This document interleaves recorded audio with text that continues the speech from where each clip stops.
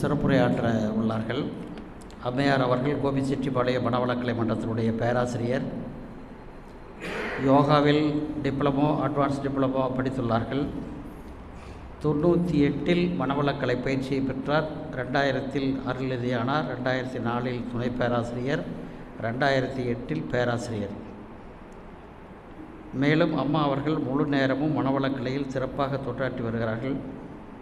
பள்ளி, கல்லூரி மற்றும் மன்றங்களில் மிகவும் சிறப்பாக தொண்டாற்றி வருகிறார்கள். கோபி மனவளக்கலையில் தன்னை இணைத்து கொண்டு 25 வருடங்களாக சிறப்பாக தொண்டாற்றி வருகிறார்கள். இவ்வளவு சிறப்புகளுக்கு சொந்தக்காரனான அம்மா அவர்கள் இன்று நம்மை சிந்திக்க வைக்க இருக்கும் தலைப்பு கடமையில் நில்லுங்கள். கடமையில் நில்லுங்கள்ங்கிறது ஒரு மிகப்பெரிய தலைப்பு. அதை கிருஷ்ண பரமாத்மா கீதையில் அதைத்தான் உபதேசிக்கிறார். கடமையை செய், பலனை எதிர்பாராதே, மற்றவை இறைவன் கையில். கடமையை செய், பலனை எதிர்பாராதே, மற்றவை இறைவன் பார்த்துக்கொள்வார். அதை rest the hands of God அப்படிங்கிற மாதிரி அந்த வார்த்தை கீதையினுடைய மொத்த சாராம்சமே அதுதான். மன்றத்தின் சார்பாக, அறக்கட்டளையின் சார்பாக வாழ்க வளமுடன், வாழ்க வளமுடன் வாழ்த்தி வரவேற்கிறேன். வாழ்க வளமுடன், வாழ்க வளமுடன். அறிவேதான் தெய்வம் என்றார் தாயுமானார். அகத்ததுதான் மெய்ப்பொருள் என்று எடுத்துக்காட்டி அறிவுதனை அறிவித்தார் திருவள்ளுவர். அவ்வறிவை அறிவதற்கு முறைகள் சொன்னார் அறிஞர் திருமூவர். அவ்வறிவில் ஆழ்ந்து ஆனந்த கவியாத்தார் ராமலிங்கர். அறிவில் அறிவாய் நிலைத்து அறம்பகுத்தோர் அதை வாழ்ந்து காட்டினோர் நினைவு கூர்வோம். குருவே அன்பை என்னுள் இருந்தென்னை இயக்கியும் ஊக்கியும் தன்னுள் விளைகின்ற தன்னருளை எண்ணமெனும் பாச்சை பவம் போக்கி பக்குவத்தை கூட்டு வைக்கும் ஓச்சலில்லால் தாள் என் தலை. ஆசான் அருட்தந்தை வேதாத்திரி மகரிஷியினுடைய பொற்கமல பாதங்களை வணங்கி வாழ்த்தி இந்த இனிமையான மாலை வேளையிலே கடமையில் நில் என்ற தலைப்பிலே சிந்திக்கவிருக்கிறோம். ஆசான் அவர்களே நம்முள்ளே சூக்குமமாக எழுந்தருளி நம் ஒவ்வொருவருடைய உடலிலும் உயிரிலும் அறிவிலும் ஆன்மாவிலும் உள்ளத்திலும் கருமையத்திலும் கலந்து கரைந்து நிறைந்து நீடித்து நிலைத்து நமக்கு தேவையான அனைத்து கருத்துக்களையும் ஆற்றலையும் கொடுத்து நம்மையெல்லாம் ஆசீர்வதிப்பார்களாக. வாழ்க வளமுடன், வாழ்க. ஒவ்வொரு அன்பர்களும் எதை தேடி நம்ம வந்திருக்கோம்? இங்கே மனவளக்கலையில் என்ன கிடைக்கும்? நம்ம எப்படி சந்தோஷமாக வாழ்கிறது? மனிதனுடைய பிறவி என்னது?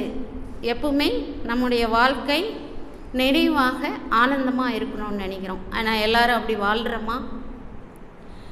எப்படி இருக்குதுங்க வாழ்க்கை? இன்பமும் துன்பமும் கலந்து கலந்து தான் இருக்குது இல்லையா? அப்போ இன்பம், துன்பம், மகிழ்ச்சி, சந்தோஷம், ஆனந்தம், பேரின்பம் எத்தனை சொல்கிறோம் இல்லை பாருங்கள். அப்போ இன்பம் அப்படிங்கிறது என்னங்க? நம்ம மனிதன் குலம் அனுபவிக்கிற இன்ப துன்பத்தில் இன்பம் அப்படிங்கிறது என்ன? நம்முடைய உடலில் இருக்கக்கூடிய 5 புலன்கள் மூலமாக நாம் எந்தெந்த அனுபவங்களை எல்லாம் பெறுகிறோமோ அந்த புலன்களுக்கும் இந்த உடலுக்கும் ஒத்ததாக அமைந்தால் அதெல்லாம் என்ன? இன்பம் இல்லைங்களா? அந்த இன்பமே எப்பொழுதும் நமக்கு கிடைச்சிட்ருக்கு. நம்ம நினைத்தபடி நமக்கு வந்துக்கிட்டே இருக்குதுன்னா அது என்னது? நினைச்சது நடந்ததுன்னா அது மகிழ்ச்சி இல்லைங்களா? இந்த மகிழ்ச்சியை நமக்கு நீடித்து இந்த காலம் செல்ல செல்ல அது நிலைச்சி இருந்ததுன்னா அது என்ன சொல்லுவோம்? சந்தோஷம் இல்லைங்களா? அந்த சந்தோஷத்தில் மனம் நிலை பெற்று மக்களுக்கும் மற்றவர்களுக்கும் உதவி செய்யும்போது கிடைக்கிற நிறைவு அது ஆனந்தம். அந்த ஆனந்தமே பேரானந்தமாக மாறணும்னா என்ன? எந்த ஒரு எதிர்பார்ப்பும் இன்றி எல்லா மக்களுக்கும் நம்மால் முடிந்தவரை, மக்களுக்கு மட்டுமல்ல மற்ற உயிரினங்களுக்கும் நம்மால் இயன்ற வரை உதவிகளை செய்து வாழ்ந்து அதனால் கிடைக்கின்ற ஆனந்தம் இருக்குது பாருங்க. அதுதான் என்னங்க? இறைநிலையோடு மனம் இணைந்து இணைந்து செய்யும்போது கிடைக்கிற ஆனந்தம் அதுதான் பேரானந்தம் அப்படின்னு சொல்கிறோம். அந்த நிலையை அடைவதற்கு தான் ஒவ்வொரு மனிதனும் இந்த பிறப்பெடுத்து வந்திருக்கணும். அப்போ அந்த நிலையை நம்ம அடைஞ்சிட்டு இருக்கிறோமா அப்படின்னா மனவளக்கலையில் வந்திருக்கிற நம்ம நமக்கு யார் இதையெல்லாம் சொல்லி கொடுத்தாங்க? நம்முடைய குரு வேதாத்திரி மகரிஷி அவர்கள். நம்ம மகரிஷி நமக்கு என்னெல்லாம் கொடுத்துருக்குறாங்க? நமக்கு உடற்பயிற்சி, தியானம் இல்லைங்களா, காயகல்ப பயிற்சி, அகத்தாய் பயிற்சி எல்லாமே கொடுத்துருக்குறாங்க. ஆனால் நம்ம அதைய சரியாக என்றைக்கு உள்ளே வந்தோமோ அதிலேருந்து சரியாக செஞ்சுருக்கிறோமான்னு பாருங்கள். நம்முடைய கடமை என்னங்க? குருவினுடைய வழி நடத்தல், அதில் நம்ம எப்பவுமே நிலைச்சு நிற்ற.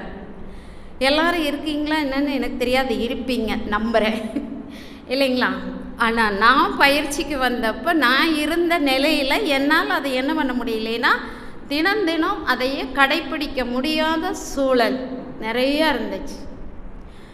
அப்படி பார்த்தீங்கன்னா ஒரு 6 மாதம் கூட நம்ம மன்றத்துக்கு போக முடியாத ஒரு சூழ்நிலை வரும். அப்போ ஏதாவது ஒரு சந்தர்ப்பத்தில் நேரம் கிடச்சிதுன்னா ஓடி போயிட்டு வருவோம். அப்படி தான் நம்ம முதல் இது வந்தது.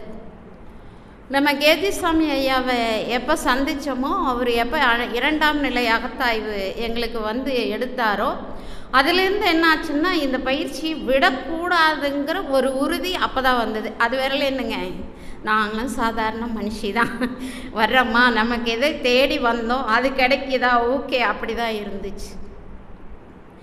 ஐயா தான் சொல்லுவார் எப்பவுமே, ஏன் ஐயா ரொம்ப கஷ்டமாக, என்னால் இந்த வாழ்க்கையை வாழவே முடியாது அது சொல்லுவார். யார் கஷ்டம் இல்லை?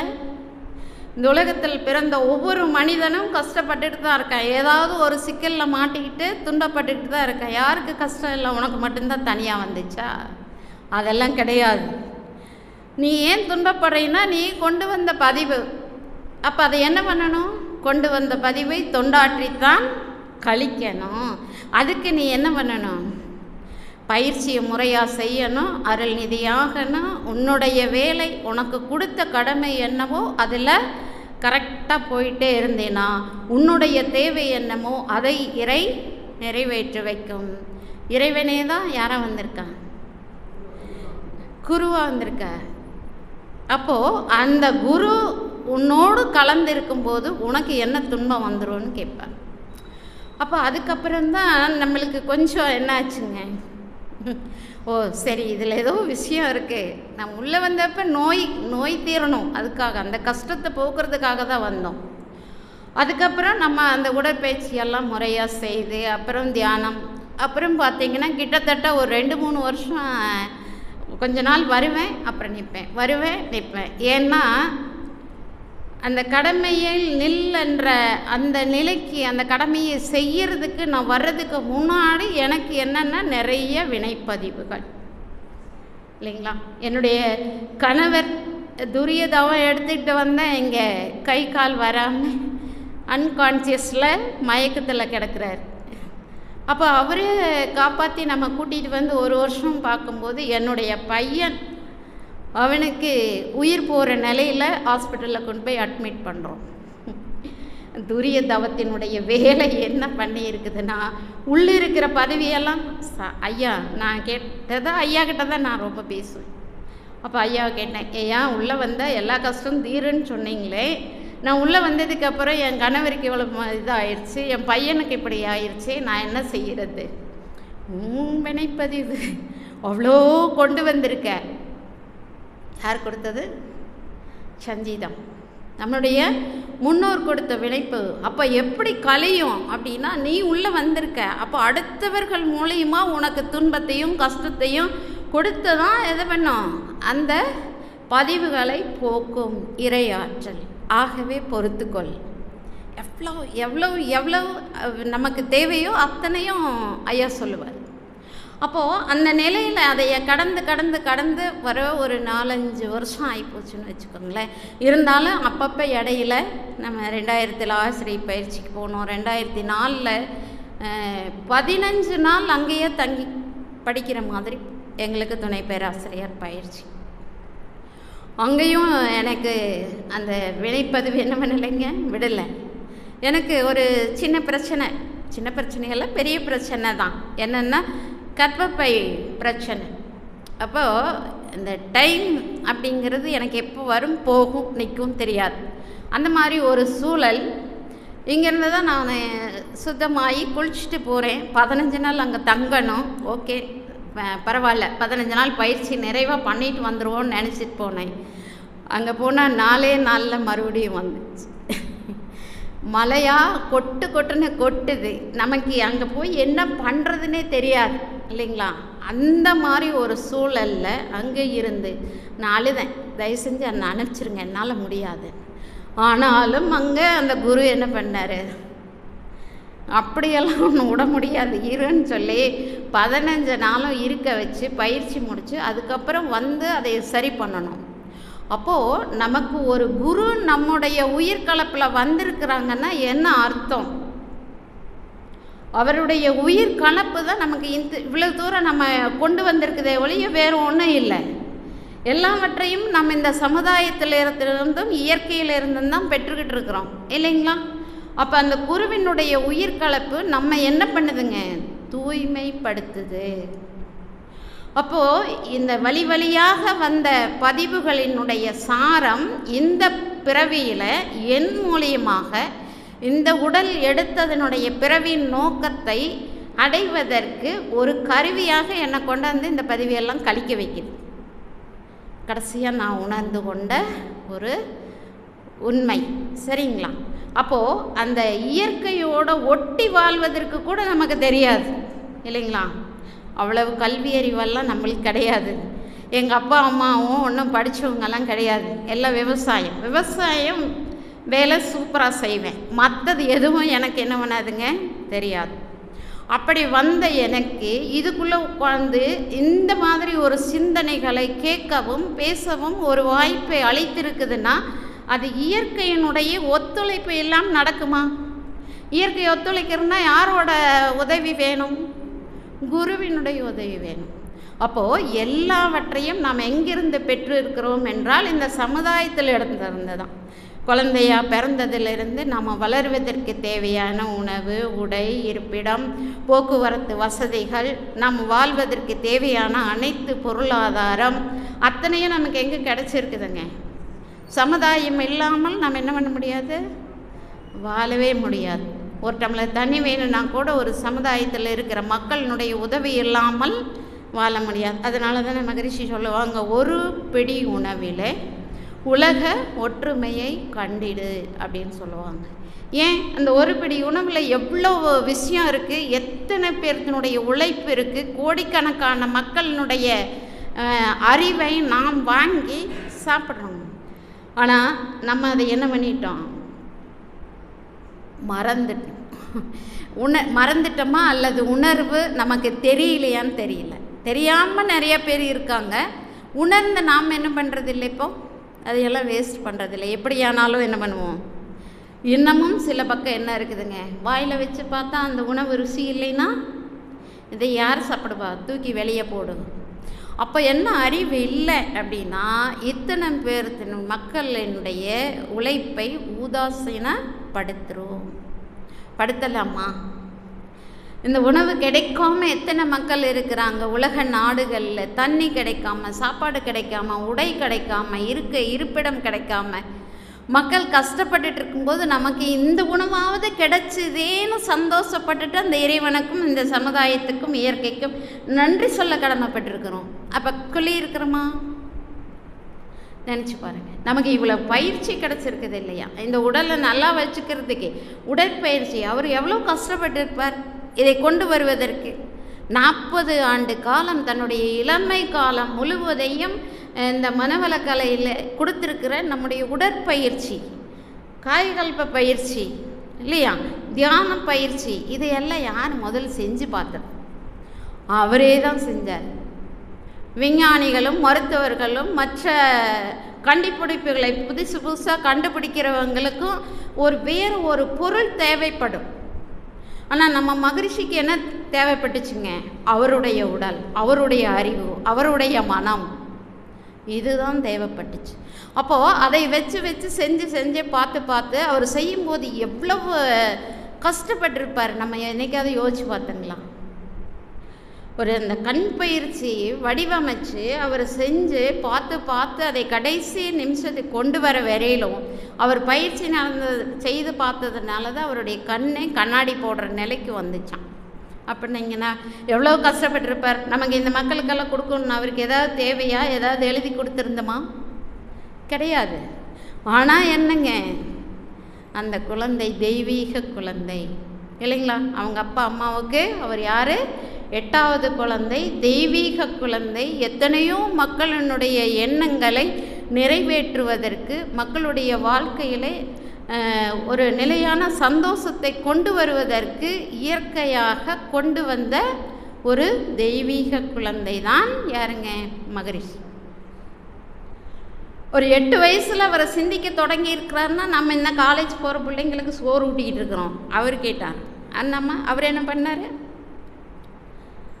அவருக்கு சாப்பிட்றதுக்கு சாப்பாடு இல்லை, அப்பா அம்மா பேசிகிட்டு இருக்கிறாங்க. அதையும் கேட்டுட்டு அவர் போகும்போது பக்கத்தில் போய் கஞ்சி வாங்கிட்டு வந்து கொடுக்குறாங்க. அதை வாங்கி கையில் வச்சு நம்மளாம் இருந்தால் என்ன பண்ணுவோம்?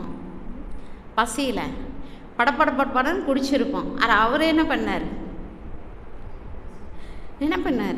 அம்மா நீங்கள் சாப்பிட்டீங்களா, அப்பா நீங்கள் சாப்பிட்டீங்களா, ஆளுக்கு கொஞ்சமாக குடிக்கலாமே.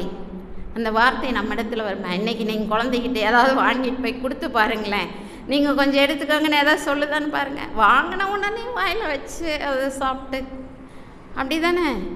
அப்போது எவ்வளோ ஒரு ஞானம் அந்த வயசுலேயே இருந்ததுனால தான் இத்தனை மக்களுக்கு அவர்னால் இந்த பயிற்சி போய் சேர்ந்துக்கிட்டு இருக்குது. அவருடைய எண்ணம் தான், வேறு ஒன்றும் கிடையாது. அவருடைய எண்ணம் தான்.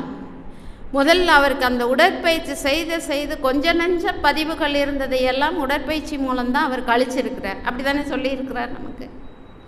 உடற்பயிற்சி செய்தால் உடல் செல்களில் உள்ள விலங்கின பதிவுகள் எல்லாம் கழியும். அப்போ உடற்பயிற்சி செய்யாமல் தியானம் பண்ணால் என்ன நடக்கும்னு சொன்னார்? உள்ளே இருக்கிற தேவையற்ற விலங்கின பதிவுகள் எல்லாம் எழுச்சி பெற்று உங்ககிட்ட இந்த கோப, தாபம், போட்டி, பொறாமை அந்த நிலையெல்லாம் எட்டி பார்க்க ஆரம்பிச்சிருமா. ஏன்? தவத்தினுடைய ஆற்றல். அப்போ உடற்பயிற்சி செய்து நம்ம தவம் செய்யும் போது தான் அந்த தவத்துக்கும் உடற்பயிற்சிக்கும் என்ன இருக்குதுங்க? ஒரு நன்மை கிடைக்கும். அதனால தான் உடற்பயிற்சி செய்யும்போது வேறு எங்கேயும் கவனம் வைக்காமல் உடல் மேலே கவனம் வைங்க. அது எப்படி இருக்கணும்? தவம் போல் இருக்கணும். தவம் செய்யும்போது எப்படி மனம் உயிர் மேல் நிலைத்து நிற்கிறதோ அதுபோல நம்ம உடற்பயிற்சி செய்யும் போதும் எந்தெந்த உறுப்புகளில் எந்தெந்த இடத்துல அசைவு கொடுக்குறோமோ அந்த இடத்துல நிற்கணும். அப்படிங்கிறது தான் அவருடைய உடற்பயிற்சியினுடைய மிக சிறந்த ஒரு தன்மை. அப்போ நம்ம அந்த அளவுக்கு நம்ம செய்கிறோமான்னு கொஞ்சம் யோசிச்சு பாருங்களேன். எப்படி செய்கிறோம் உடற்பயிற்சி? யூடியூப் போட்டு ஏதாவது கேட்டுட்டு, அல்லது டிவி பார்த்துட்டு, அல்லது வேறு ஏதாவது பேசிட்டு, அப்படி தானே நிறைய பேர் அப்படி தான் செய்கிறாங்க. அப்படி செய்தால் என்ன நன்மை? சும்மா அசைக்கிறோம், அப்போதைக்கு மட்டும் நன்மை. அது நிலைச்சிருக்குமான்னு பாருங்கள், நிலைக்காது. அப்போது அதில் எந்த அளவுக்கு கவனம் வைத்து வைத்து வைத்து நம்முடைய மனதை ஊன்றி அந்த உயிரோடு ஒன்றி கலந்து செய்கிறோமோ அந்த அளவுக்கு தான் உடற்பயிற்சியும் சரி, தியானமும் சரி, அகத்தாய்வு பயிற்சிகளும் நமக்கு கைகூடும். அப்போ குருவே எல்லாம் கொடுத்துருவாங்கன்னு நினச்சா கொடுப்பாரா? ஆரம்ப காலகட்டத்தில் நம்ம குரு கொடுப்பார் அப்படின்னு நம்ம ஒரு நம்பிக்கையில் வந்து பாருங்க. அது என்னது? பக்தி. குரு மேலே நாம் வச்ச பக்தி. சாமி உள்ளே வந்துட்டேன், எனக்கு இதெல்லாம் தேவைப்படுது, கொடுத்துருங்கன்னா என்ன நடக்கும்? வந்துடும். ஏன்? நம்முடைய எண்ணம். எண்ணம் எதிலிருந்து வருது? நம்முடைய மனதிலிருந்து, இல்லைங்களா? மனம் எதிலிருந்து வருது? உயிரிலிருந்து. உயிர் எங்கிருந்து வந்தது? இறைவனிடத்திலிருந்து. அப்போது இந்த மனதால் நம்முடைய எண்ணத்தை உயிர் மேல் வைத்து தவம் செய்யும்போது நமக்கு என்ன தேவையோ அந்த காலகட்டத்தில் அது கொடுக்கும். எப்பவுமே அப்படியே கொடுத்துட்ருப்பாங்களா? குருமார்களை எப்படி பிடிக்கணும்னு சொல்லியிருக்கிறாங்க. குரங்கு தன்னுடைய குட்டி தான் பிடிச்சிட்டு போகும். குரங்கு பிடிக்காது குட்டியை. அந்த குட்டி தான் என்ன வேணும்? அம்மாவை தாவி பிடிச்சிட்டு போகும். கீழே விழுந்துட்டா என்னாகும்? அதனுடைய கூட்டத்திலேயே சேர்த்தாது. ஆனால் பூனை என்ன பண்ணும்? அது எங்கே போகுதோ அங்கெல்லாம் தன்னுடைய வாயில் கவ்வி கொண்டு போய் அந்த குட்டியை பத்திரமா பாதுகாக்க வேண்டிய நிலையும் அது செய்யும். அது மாதிரி இந்த குரங்கு எப்படி கீழ் உழுகாமல் இருக்கிறதுக்காக தன்னுடைய தாயை கட்டி பிடித்து கொண்டு போகுதோ, அது மாதிரி நம்ம குருவை பிடிச்சிட்டான்னா இந்த பூனை எப்படி வாயால் கவ்வி கவ்வி கவ்வி அவங்க எங்கே இடத்துக்கு போகுதோ அதெல்லாம் கொண்டு போய் வைக்கிறாங்களோ, அந்த மாதிரி குரு நம்மளை என்ன பண்ணுவார்? நம்ம போக வேண்டிய இடத்துக்கு, நமக்கு என்ன பொருள் கிடைக்க வேண்டுமோ, என்ன நிலையை நாம் எய்த வேண்டுமோ அந்த நிலைக்கு அழைச்சிட்டு போவார். அப்போது அந்த குருவுக்கு நம்ம செய்கிற கடமை என்ன அப்படின்னு பார்த்திங்கன்னா, அவரிடத்திலிருந்து நம்ம என்னெல்லாம் கற்றுக்கிட்டோம் அதையெல்லாம் மனித குலத்துக்கு நம்ம முடிஞ்ச வரையிலும் எந்த ஒரு பிரதிபலனையும் எதிர்பார்க்காமல் நம்மளால் முடிஞ்ச வரையிலும் உதவிகளை செய்து கொண்டு அவர் சொல்லி கொடுத்ததை மாறாமல் சொல்லணும். அதுதான் முக்கியம். ஏன்னா அவர் என்ன உள்ளுக்குள்ளே உணர்ந்தாரோ அதைத்தான் நமக்கும் உணர்த்துவதற்கு முயற்சி செய்து தான் இந்த தவத்தையும் உடற்பயிற்சியும் மற்ற பயிற்சிகளையும் கொடுத்துருக்கிறார். அவர் உணர்ந்த நிலைக்கு நம்ம போகணுமா வேண்டாமா? எப்போ போக முடியும்? உயிரோடு உயிர் கலந்தால், அதோடு நிலைச்சு நீடித்து நின்றால். நம்ம சொன்னோம் இல்லையா, இந்த பஞ்சபூத நவகிரக தவம் செய்யும்போது கடைசியாக ஒரு ஐயா சொல்லுவார், ஏஜிசாமி ஐயா, இறைநிலையோடு இறைநிலையாக மனம் இரண்டு அற கலந்து கரைந்து நின்று தவம் செய்வதால் நமக்கு சில பல உண்மைகள் வெளிப்படுகிறது. என்ன அப்படின்னா, இந்த இறைவெளியை தான் தன் இருக்க சூழ்ந்தழுத்த மாற்றலால் தன்னையே சூழ்ந்து அழுத்தி கொண்டு இறுக்கி நொறுங்கி துகளாகி இறை துகளாகி, அந்த இறை துகள்கள் கூடி கூடி கூடி விண்களாகி, விண்கள் கூடி அணுக்களாகி, அணுக்கள் கூடி மூலகங்களாகி, மூலகங்கள் கூடி கோள்கள் நட்சத்திரங்கள் பஞ்சபூதங்களாகி, பஞ்சபூதத்திலிருந்து ஓரறிவு தாவரம் முதல் 5 அறிவு விலங்கினம் வரை 6வது அறிவை பெற்ற மனிதன் வரை எது வந்திருக்குது? அந்த சுத்த வெளியே தான் என்று சொல்லுவாங்க. அப்படி அந்த சுத்த வெளியே தான் அல்லாமல் வந்திருக்குதுங்கிறத யார் நமக்கு உணர்ந்து இருக்கிறாங்கன்னு பாருங்களேன். நமக்கு தெரிஞ்சுதா? இதுக்கு முன்னாடி நம்ம இங்கே வருவதற்கு முன்னாடி எது பஞ்சபூதம்னு தெரிஞ்சிச்சா? படித்தவருக்கு தெரிஞ்சிருக்கலாம், எனக்கு ஒன்றும் தெரியாதுங்க. ஐயா சொன்னார், வேதம் சொன்னார், இதிகாசங்கள் சொன்னார், ஏதோ சொன்னார். நான் வேதமும் படித்ததில்லை, இதிகாசமும் படித்ததில்லை, நான் கேள்விப்பட்டது இல்லை. எனக்கு தெரிஞ்சதெல்லாம் 8வது வரலும் ஸ்கூலுக்கு போகணும். அதுக்கு வந்ததுக்கப்புறம் விவசாயத்தில் என்னென்ன பண்ணுன்னா, எந்தெந்த காலத்தில் பண்ணுனா, எப்படி பண்ணுன்னா நல்லா அந்த பொருள் விளையும், காய்கறி விளையும், மற்ற பொருள் விளையுங்கிறது மட்டும்தான் எனக்கு தெரியும். அதுக்கப்புறம் திருமணம், அப்புறம் குழந்தைங்க அப்படியே எத்தனை வயசு வரையிலும் போயிடுச்சு? 38 வயசு வரையிலும் ஓடிடுச்சு. அப்படி போகிற காலத்தில் தான் அந்த உடல் நலம் சரியில்லாமல் போய் அந்த 38வது வயசில் தான் நான் உள்ளுக்குள்ளே வர்றேன் இதுக்குள்ளே. அப்போ வந்ததுக்கு அப்புறமும் நமக்கு முழுசாக தெரியாதுங்க, முழுசாக தெரியாது. அறநெறி பயிற்சி பிரமயானம் எல்லாம் இப்படி தான். நான் இங்கே சாமிஜி இங்கே உட்காந்துருக்காங்கன்னா தம்பி உட்காந்துருக்கிற இடத்துல தான் நான் உட்காந்துருப்பேன். காலெல்லாம் என்னால் எங்கே வச்சு உட்கார முடியாது, நெளிஞ்சிட்டே இருப்பேன் நான். மகரிஷி பார்ப்பாங்க, ஏம்மா காலை நீட்டிக்கவே அப்படின்மா. சாமிஜி நேர் நீட்ட முடியுமா? நீட்ட முடியாது. அப்போ இப்படியே வச்சு உட்காந்துட்டு இருப்பேன், கால் நடுங்கும், கிடுக்குதுன்னு.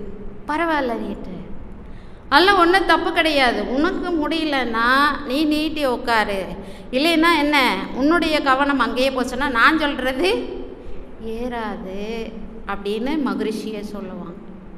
அப்போது அந்த நிலைக்கு நம்முடைய உடல் நலத்தை பெறுவதற்காக வந்த ஒரு இணைப்பு தான் மகரிஷியினுடைய உயிர்கலம். அப்போ 2000 ஆசிரியர் பயிற்சி முடித்து வரோம். 2004 தான் அப்போ தான் என்ன தெரியுதுன்னா எத்தனை வருஷம் கழிச்சுங்க? 6 வருஷம், 5 வருஷம் கம்ப்ளீட்டாக முடிஞ்சிச்சு. சரிங்களா? அப்போ உள்ளே வந்து உட்காந்து அந்த 15 நாள் பயிற்சியில் 14 நாள் மகரிஷி வந்து வகுப்படுத்தாங்க.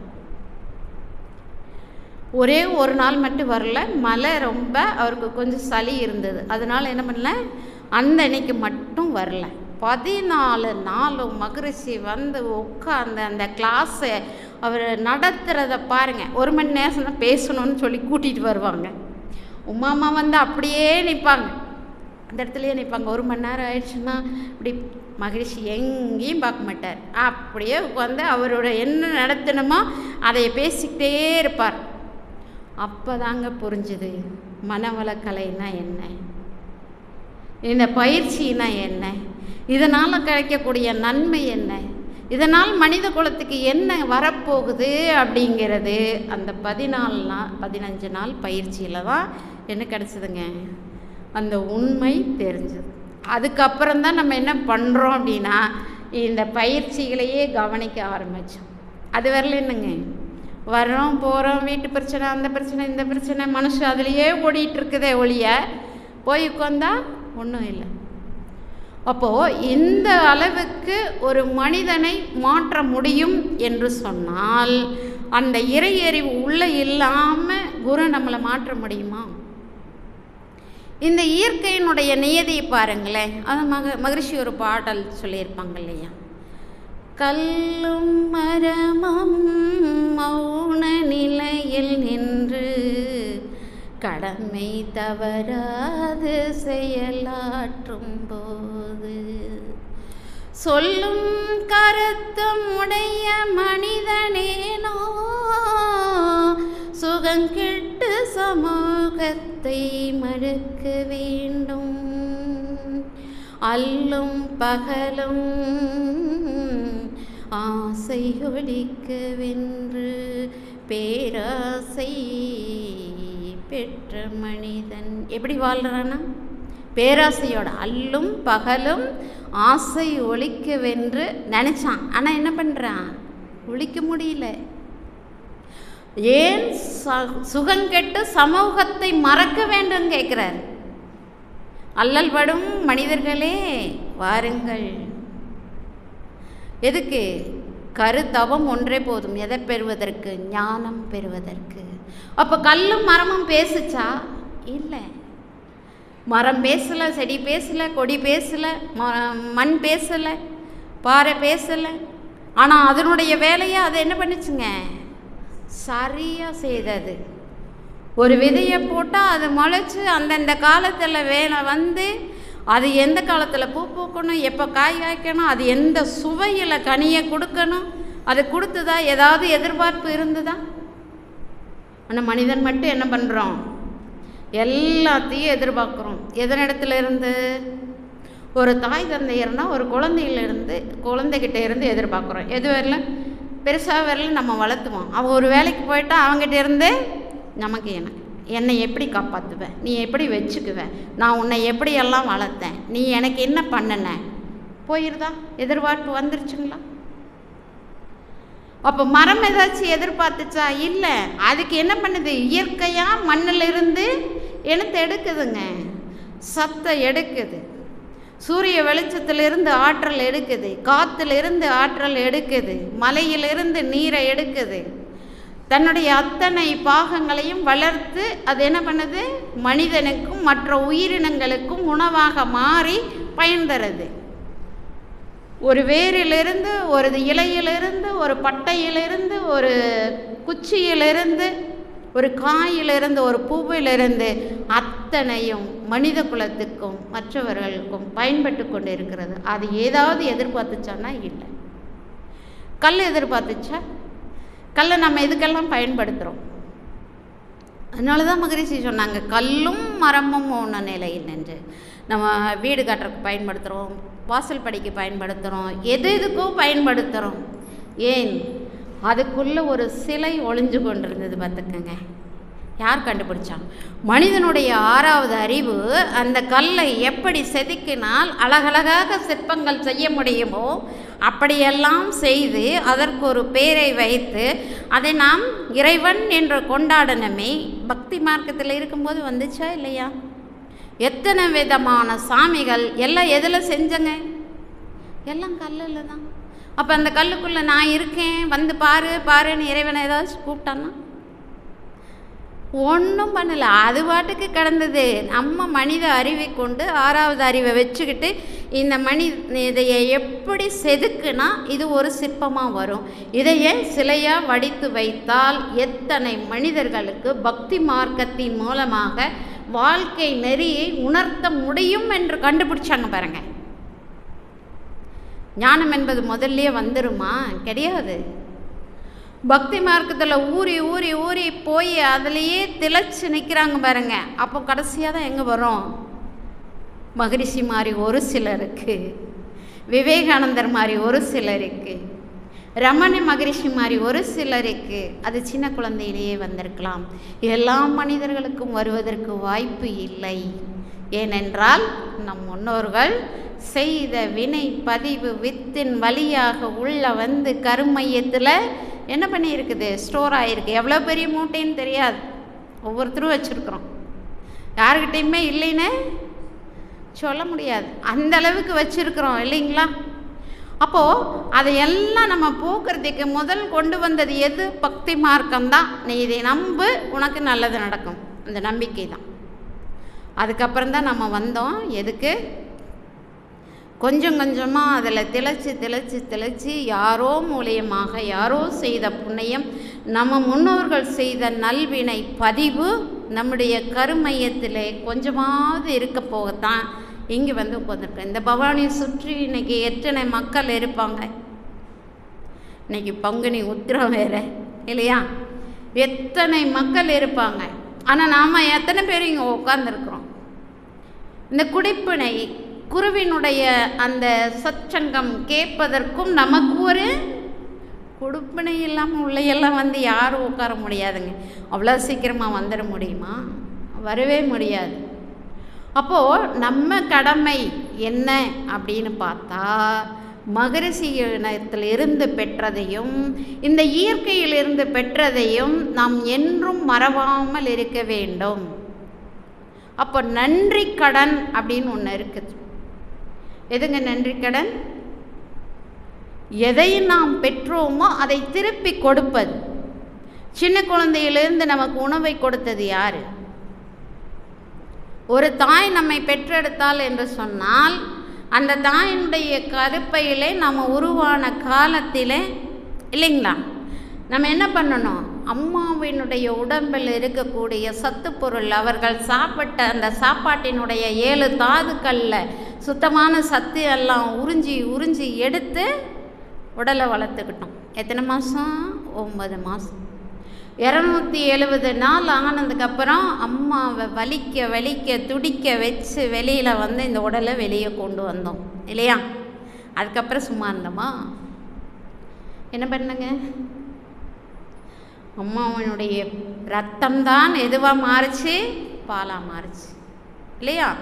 அந்த பாலை உறிஞ்சி குடித்து அவர்கள் உடம்புல இருக்கிற சத்தையெல்லாம் எடுத்து நம்ம என்ன பண்ணிகிட்ருக்குறோம்? வளர்ந்துட்டுருக்குறோம். அதுக்கப்புறம் இந்த சமுதாய மக்களிடம் இருந்து கிடைக்கின்ற உணவையெல்லாம் சாப்பிட்டு என்ன பண்ணோம்? உடம்பை வளர்த்துக்கிட்டோம். இந்த உடலை மானம் காப்பதற்காக நெசவாளர்கள் நெய்த உடையை உடுத்தி கொண்டோம்.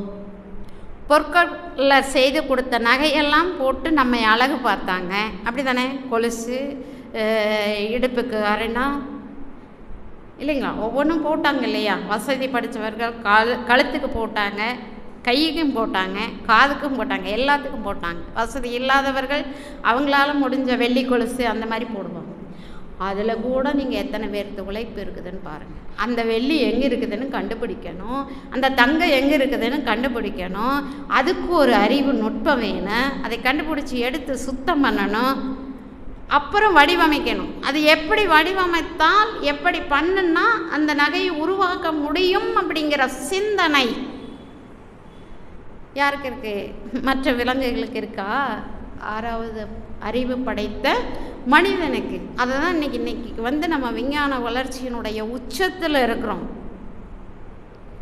எல்லாவற்றையும் பெற்று இருக்கிறோம். ஏதாவது நமக்கு இல்லைன்னு குறை இருக்குதுங்களா? எங்கேயோ நாட்டில் இப்போ நடக்கிற சண்டையில் பார்த்திங்கன்னா தண்ணி கூட இல்லாமல் எங்கேயோ கிடக்குறாங்க இல்லைங்களா?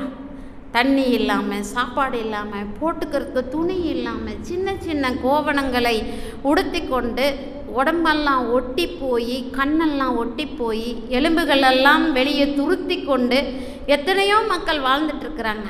அதில் நம்ம எப்படி இருக்கிறோம்? அதில் இந்திய தேசத்தில் இது புண்ணிய பூமி, பாரத தேசம் புண்ணிய பூமி, ஆன்மீகம் தலைத்த பூமி என்று சொல்வார்கள்.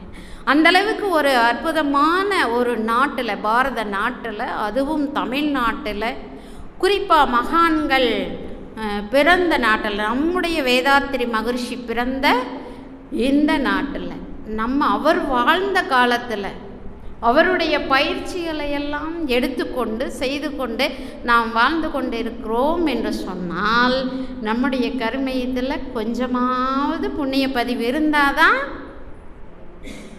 இங்கே வந்து சேர முடியும். அப்படி நாம் பெற்ற அனைத்தையும் இந்த சமுதாயத்துக்கு மறக்காமல் கொடுக்கணும் பாருங்க. அதுதான் நன்றி உணர்வுன்னு சொல்கிறாங்க. அப்போது அந்த நன்றியை நம்ம எப்படியெல்லாம் காட்டலாம்? எப்படியெல்லாம் காட்டலாம்? நம்ம உடல் உழைப்பால் காட்டலாம் இல்லைங்களா? நம்மக்கிட்ட இருக்கிற பொருளால் கொடுக்கலாம், இல்லை நம்மளுடைய மனதால் கொடுக்கலாம், நாம் பெற்ற அறிவால் கொடுக்கலாம். இப்போ பொருளாதாரத்தில் கொடுக்கறது அப்படின்னு சொன்னால், நிர்வாகத்துறையில் இருக்கிற ஆன்மீக அன்பர்கள் என்ன பண்ணுறாங்க? அவங்கக்கிட்ட இருக்கிற பொருளை, இப்போது ஆலியாரில் எவ்வளோ ட்ரஸ்டீஸ் இருக்கிறாங்க, ஒவ்வொருத்தருக்கும் எவ்வளவுங்க? 25 லட்சம் ஒவ்வொரு அறங்காவலரும் அங்கே போடணும். அப்படி போட்டு தான் அந்த ஆலியார் அறிவு திருக்கோயிலையில் அங்கே நடக்கிற நிகழ்ச்சிகளையும் சிறப்பாக திட்டமிட்டு நடத்திட்டு இருக்கிறாங்க. அது மகரிஷி அவங்களுக்கு கொடுத்த என்னங்க, நிர்வாகத்துறையில் அவங்களுக்கு கொடுத்த கடமை. அங்கே வந்து பேசி நமக்கு என்னென்ன தேவையோ அந்த கருத்துக்களை எடுத்து சொல்லி கொண்டு இருக்கக்கூடிய பேராசிரியர் பெருமக்களுக்கு என்ன கொடுத்துருக்குறாங்க? இதை இங்கே வர்ற மக்கள் கற்றுக்கொண்டு அவர்களுடைய வாழ்வில் உயர்வடைய வேண்டும், அதற்காக இந்த தலைப்பில் எல்லாம் நீங்கள் பேசுங்கன்னு மகரிஷி ஒன்று ஒன்றா கொடுத்துட்டு போயிருக்கிறார் பாருங்க. இது பேராசிரியர்களுக்கு கொடுக்கப்பட்ட கடமை இல்லைன்னு சொல்ல முடியுமா? இப்போ மன்றத்தில் நம்ம நிகழ்ச்சி நடத்துகிறோம் பாருங்க, என்னென்னவெல்லாம் நடத்திட்டு இருக்கிறோம் இங்கே. அதில் நடத்துவதற்கு முதல் என்ன வேணும்? பண்டு வேணும். பண்டு இல்லாமல் என்ன பண்ண முடியாது, செய்ய முடியாது. அப்போ இங்கே இருக்கிற அறங்காவலர்கள் அவங்க நல்லா இருக்கணும், அவங்க பொருளாதாரத்தில் உயர்ந்த நிலையில் இருந்தால் மட்டும்தான் இதை என்ன பண்ண முடியும், நடத்த முடியும். இங்கே இருக்கிற ஆசிரியர் பெருமக்கள் மகரிஷியினுடைய கருத்துக்களை எந்தளவு உள்ளே வாங்கி இருக்கிறாங்களோ அந்தளவு தான் இங்கே வெளிப்படுத்த முடியும். அதுக்கு அவர்களுடைய கடமை. அப்போ ஒவ்வொருத்தருக்கும் ஒவ்வொரு மனிதனுக்கும் ஒரு கடமை இருக்குது. கடைசியில் நம்ம எங்கே போய் சேரணும்னா இறைவன்கிட்ட போய் சேரணும். அதுக்கு நம்ம என்ன செய்யணுங்க? ஏதாவது விலங்குக்கு இறைவனிடம் போய் சேர வேணும்னு ஏதாவது குறிக்கோள் இருக்கா? பறவைகளுக்கு இருக்கா? மற்ற உயிரினங்களுக்கு இருக்குதா? இல்லை. ஓரறிவு தாவரம் எல்லாம் தனக்கு ஏற்படக்கூடிய துன்பங்களை தாங்கிக் கொண்டு வளரக்கூடிய ஆற்றல் பெற்றதுன்னு சொல்கிறாங்க. இப்போ நீங்கள் தாவரங்களை வெட்டினா என்ன நடக்கும்? மீண்டும் துளிர்த்து வரும் இல்லைங்களா? ஆனால் மனிதன் இந்த கேள்வி என்னன்னு கேட்டிங்கன்னா, ஒரு தடவை மகரிஷி கிளாஸ் எடுக்கும்போது அங்கே கேள்வி எழுதி கொடுக்குறாங்க மகரிஷிட்ட. சாமி, நீங்கள் மட்டன் எல்லாம் சாப்பிடக்கூடாதுன்னு சொல்கிறீங்கல்ல இல்லைங்களா? சொல்லியிருக்கார், நீங்கள் அதை வச்சுக்கோங்க. நீங்கள் சாப்பிடக்கூடாதுனால சொல்லலை, அவர் சொல்லியிருக்கிறார். அதையும் ஒரு செய்தியாக உங்களுக்கு சொல்கிறோம். சாப்பிடக்கூடாதுன்னு சொல்கிறீங்க இல்லையா, அது ஒரு பாவம்னு சொல்கிறீங்க. அப்போ நம்ம உணவு எதிலிருந்து எடுக்கிறோம்? நெல் எடுக்கிறோம், காய்கறி எடுக்கிறோம், கீரை எடுக்கிறோம், பழங்கள் எடுக்கிறோம். இதெல்லாம் எதிலிருந்து வருது? ஓரறிவு தாவரத்திலிருந்து. அப்போ அதிலிருந்து பிடுங்குறோம் இல்லையா, அதையும் வெட்டி எடுக்கிறோம் இல்லையா, அப்போ இது பாவம் இல்லையா என்று கேட்டாங்க. மகரிஷி சொன்ன பதில் என்னன்னா, நீங்கள் அதுக்கு என்ன செய்தாலும் அது என்ன பண்ணுமா? பூமியோடு இணைஞ்சு அந்த இதை ஏற்றுக்கொள்ளுமா. நீங்கள் அதான் அப்போ தான் சொன்னாங்க, ஒரு கிளையை வெட்டுனா அது மீண்டும் தலைக்கும். மனிதனையோ மற்ற உயிரினங்களையோ ஒரு பாகத்தை வெட்டிட்டா மீண்டும் முளைச்சி வருமா? வராது. அப்போது எது திரும்ப நம்மளால் செய்ய முடியலையோ அதை நாம் என்ன பண்ணக்கூடாது? ஒரு உயிரை உருவாக்க முடியுமா நம்மளால்? ஒரு நகை கண்ணை கூட உருவாக்க முடியாது. நம்ம உடம்புல 7 தாதுக்கள், நாம் உண்ற உணவு 7 தாதுக்களாக மாறுது. அதில் ஒரு பொருளை நம்மளால் செய்ய முடியுமா? மகரிஷி கேட்பாங்க, நீங்கள் சாப்பிட்றீங்க இல்லையா, அதில் ஒரு படி உணவை கொண்டு போய் ஒரு பெரிய விஞ்ஞானிகிட்ட அல்ல மருத்துவர்கிட்ட கொடுப்போம், அதில் ஒரு சொட்டு ரத்தம் உருவாக்கி கொடுக்க முடியுமான்னு கேட்பார். கொடுக்க முடியுமா? முடியாது. அது இயற்கை நமக்குள் இருந்து கொண்டு செய்கின்ற தவறாத கடமை. நம்ம என்ன பண்ணிட்டோம்? கடமை தவறிக்கொண்டிருக்கிறோம். அப்போ எப்பவுமே அந்த கடனை நம்ம என்ன பண்ணக்கூடாது? கடமை என்று சொன்னாலே நாம் பெற்றிருக்கிற கடன் என்று சொல்கிறாங்க. அப்போ இத்தனை உயர்வுகளை நாம் பெற்றிருக்கிறோம். ஒவ்வொருத்தரும் கல்வி அறிவு, அம்மா ஐயா சொன்னாங்க, அம்மா டீச்சராக ஒர்க் பண்ணுறாங்க, நிறையா கல்வியெல்லாம் பெற்றாங்க. யார் கற்றுக் கொடுத்தா? முதல்ல ஒரு எழுத்தை கண்டுபிடிச்சாங்க பாருங்க. முதல்ல மனித குலம் வந்தோடனே எழுத்து வந்துருச்சா? இவ்வளவு படிப்பு வந்ததா? கிடையாது. எத்தனை விதமான படிப்புகள் இன்னைக்கு என்னென்னமோ டிகிரி போட்டுக்கிறமே வரிசையா. அதெல்லாம் முதல்ல எந்த மனிதன் முதல் அறிவை வச்சு கண்டுபிடிச்சான்? 6வது அறிவை வச்சு முதல்ல எழுதி கண்டுபிடிச்சான் இல்லையா? அவனுக்கு நம்ம நன்றி கடன் பட்டிருக்கிறோமா? நம்ம எழுதும்போதெல்லாம் இந்த எழுத்தை நான் எழுதுறதுக்கு யார் முதல் தொடங்கி வைத்தார்களோ அவர்களுக்கு நன்றி என்று என்னைக்காவது நம்ம சொல்லி இருக்கிறோமா? இல்லை. மருத்துவம் இவ்வளவு கண்டுபிடிச்சாங்களே, முதலே மருத்துவர்கள் இருந்தார்களா? இல்லை மருத்துவ படிப்பு படித்தவங்க இருந்தாங்களா? இவ்வளவு இதிகாசங்கள் கதைகள் எழுதுனாங்களே, அவங்களுக்கு முதலே யாராவது சொன்னாங்களா? கிடையாது. அத்தனையும் என்னங்க, உள்ள இருக்கிற இறையறிவு தானாக நாள் செல்ல செல்ல செல்ல அதனுடைய அறிவை மனிதனுடைய 6வது அறிவுக்குள்ளே புகுத்தி வெளிப்பட வைத்து மலர வைத்தது தான் என்னங்க இந்த எழுத்தும் இன்னைக்கு இருக்கிற இத்தனை கல்வியும். வேற யாராவது கொடுக்க முடியுமா? இறை அறிவை தவிர வேறு ஒன்றும் எதையும் செய்ய முடியாது. நான் செய்கிறேன்னு சொல்லிக்கிறோமே, அது என்னங்க? நான் செய்கிறேன்னு வந்துருச்சுனாவே என்னது?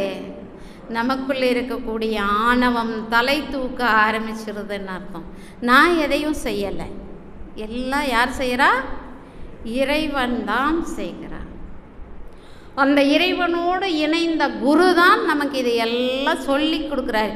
இதெல்லாம் இப்படி இருக்குதப்பா, இதையெல்லாம் கேட்டு நடந்துக்க, இதையெல்லாம் செய், உன் உடம்ப பாரு, அப்போ உன் மனசை தெளிவுபடுத்து. ஏன்னா மனம் போன போக்கெல்லாம் என்ன பண்ணக்கூடாது? கண் போன போக்கிலே கால் போகலாமா, கால் போன போக்கிலே மனம் போகலாமா, மனம் போன போக்கிலே மனிதன் போகலாமா, மனிதன் போன பாதையை மறந்து போகலாமா. மறந்து போகலாமா? மனிதன் இன்னைக்கு எந்த நிலையை நோக்கி நாம் போய்கொண்டு இருக்கிறோமோ, கண் போன போக்கிலையெல்லாம் என்ன பண்ணக்கூடாது? போகக்கூடாது, எங்கேயோ கொண்டு போய் தள்ளி. கால் போன போக்கிலையும் போகக்கூடாது, மனம் போன போக்கிலையும் என்ன பண்ணக்கூடாது? போனோம்னா எங்கே கொண்டு போய் விடும்?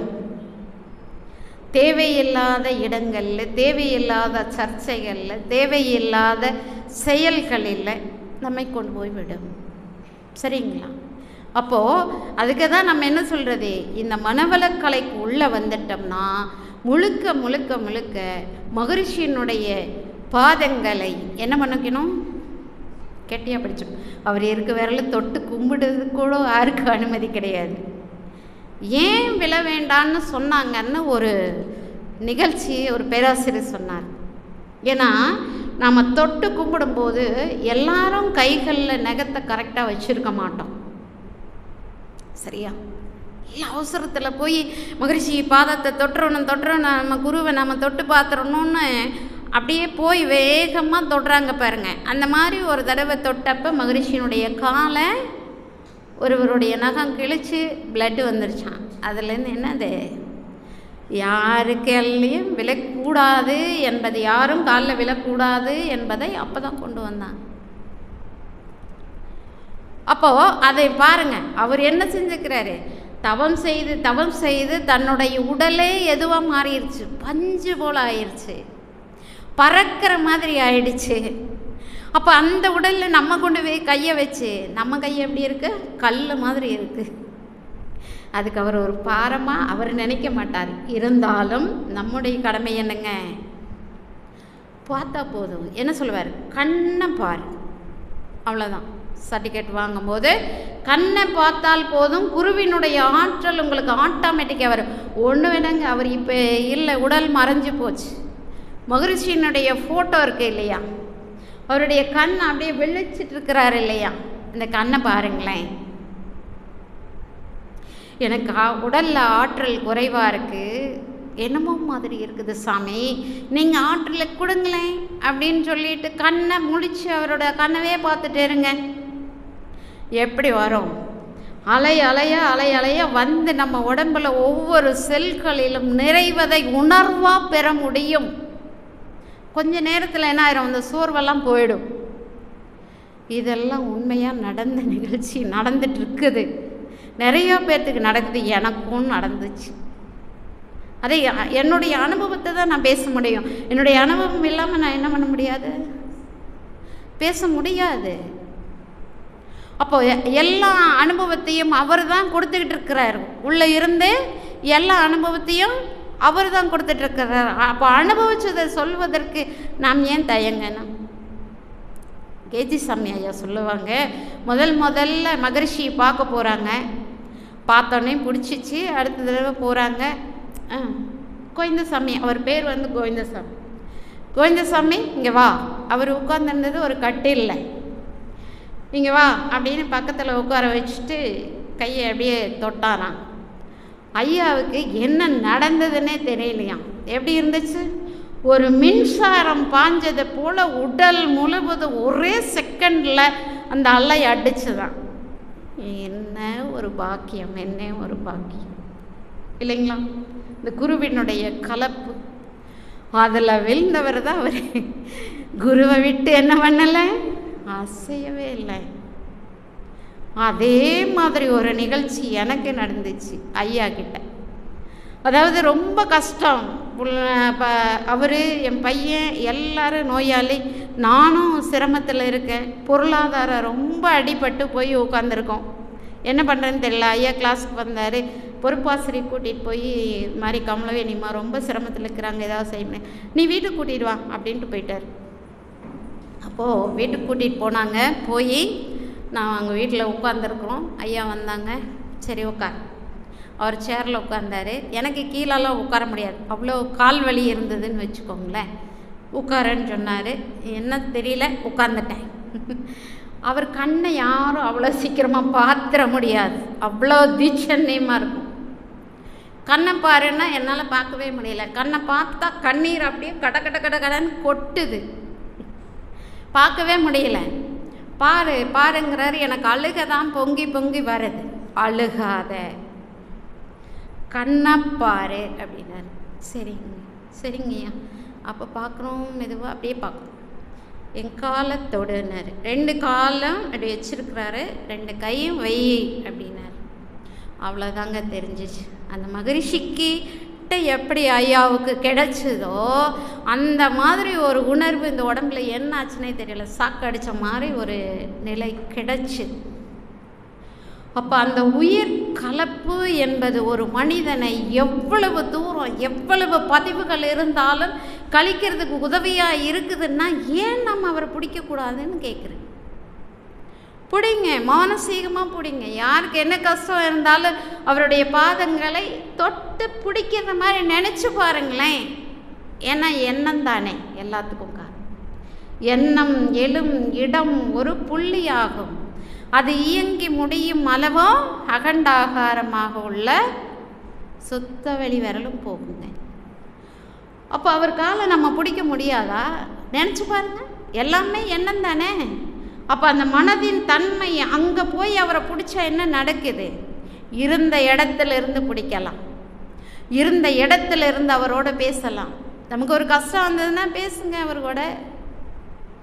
அப்போ இதெல்லாம் நமக்கு கிடைத்திருக்கிறது என்று சொன்னால் அதை உங்களுக்கு எல்லாத்துக்கும் சொல்வதற்கு நான் கடமைப்பட்டிருக்கிறேன்.